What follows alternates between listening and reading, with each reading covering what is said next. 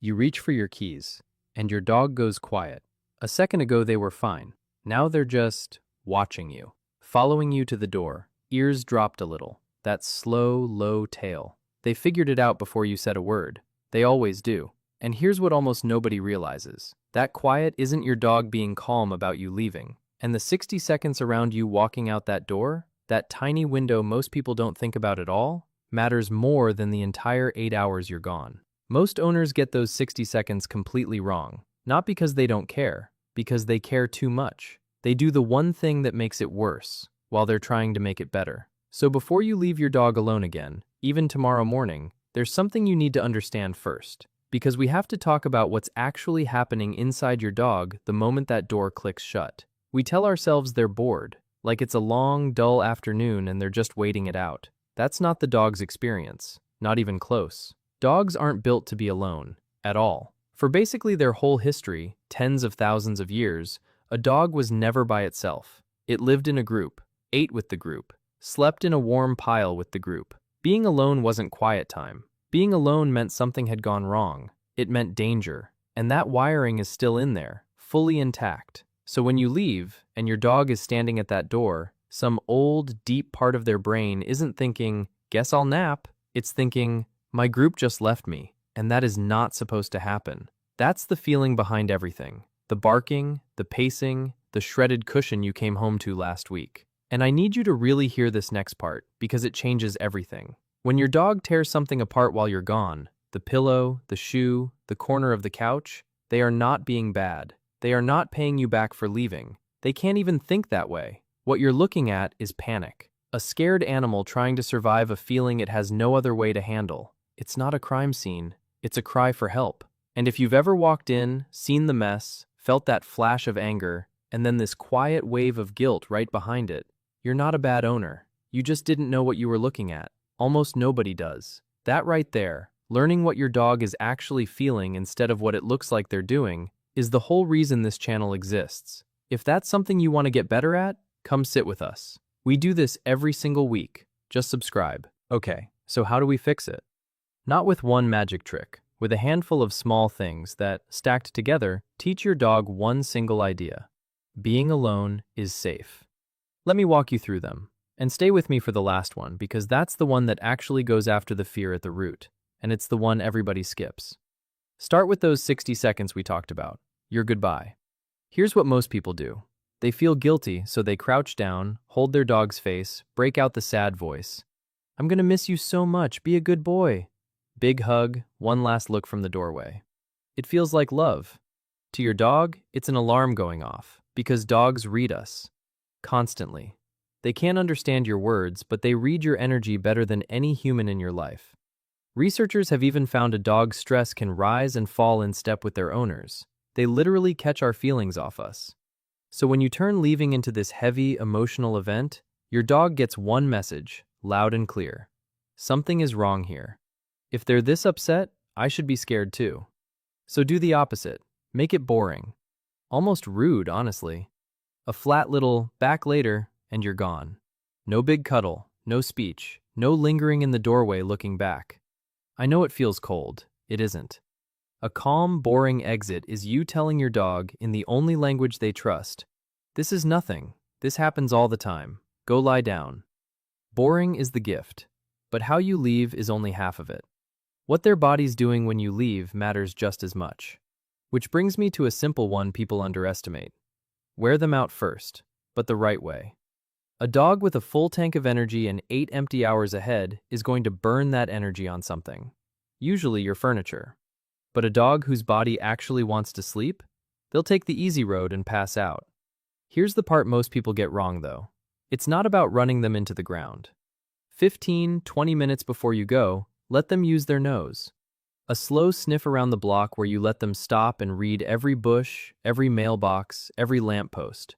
Sniffing is real work for a dog's brain, far more tiring than a sprint. 10 minutes of proper sniffing wears a dog out more than a mile of jogging.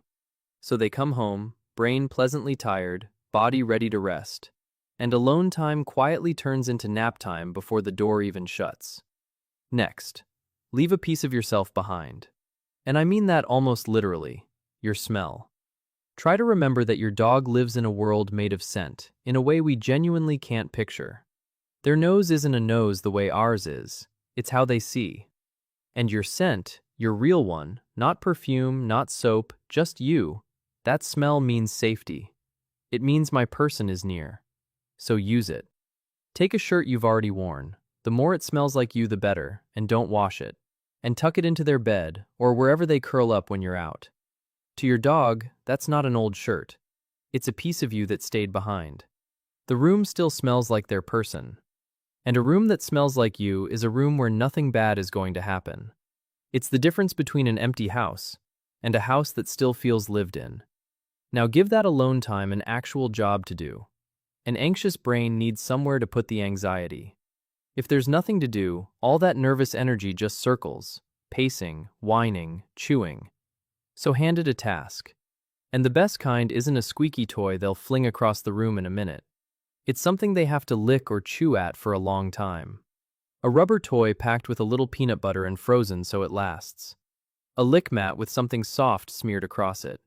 A puzzle that makes them work for a few pieces of kibble. And this isn't just a distraction. Long licking and chewing actually calms a dog down. It takes that revved up feeling and lowers it, helps their whole body settle.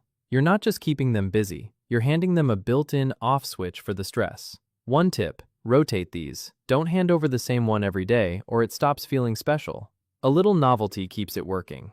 Okay, everything so far helps, but if you take one thing from this whole video, make it this last one, because this is the one that stops managing the symptoms and finally goes after the fear itself. Here it is. You have to practice leaving. Think about it from your dog's side for a second. If the only version of alone your dog has ever known is you disappearing for 8-9 hours at a stretch, then to them, the door closing means my person is gone for what feels like forever. Of course they panic. We never taught them there was any other version of it. So teach them one. In tiny, boring doses. Grab your keys, step out the door, stand there for 30 seconds, and come back in like it's absolutely nothing. No fuss leaving, no fuss coming back. Then do it again. Then a couple of minutes. Then 10. You're not really leaving. You're proving something. Every single time you walk back through that door, you're showing your dog the one thing they are desperate to believe. They always come back. Being alone isn't the end of the world. It's just a thing that happens. And then it's over. And then you're home. That belief, my person always comes back, that's the whole ball game. That's the actual cure. Everything else on this list is just buying you time while that belief takes root. And here's the flip side, the mistake that undoes all of it. When you walk into the mess, stuffing everywhere, a puddle by the door, do not scold them. I know it's hard, but your dog cannot connect your anger right now to something they did in a panic 3 hours ago. That link does not exist in their head. All they learn is that sometimes, for reasons they'll never understand, you come home, and you're frightening. And now the sound of your key in the lock, the thing that's supposed to be the best moment of their whole day, gets tangled up with fear. You'd be making the exact problem worse while trying to fix it. So when you come in, whatever you find, stay calm. The calm is the medicine. And honestly, if this is the kind of thing you want to understand about your dog, not just what to do, but why it works, that's exactly what we get into here, week after week. If today made even one of your dog's habits suddenly click, you're going to want to stick around. So the next time you reach for your keys and your dog goes quiet at the door, you'll know what that quiet really is. And you'll know exactly what to do with those 60 seconds. Wear them out a little. Leave your smell behind. Give them something good to chew on. Keep your goodbye boring. And in the small moments in between, keep proving the one thing that lets them breathe.